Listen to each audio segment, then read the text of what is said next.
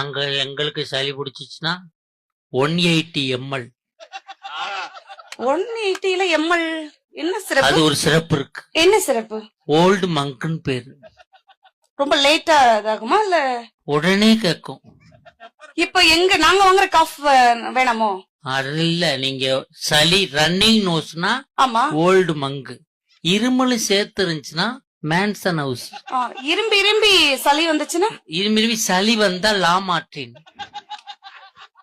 என்ன வேற சார்? என்ன பிரச்சனையாலும் சொல்லுங்க, நான் மெடிசன் படிச்சிருக்கேன். டிசென்ட்ரினா சார்?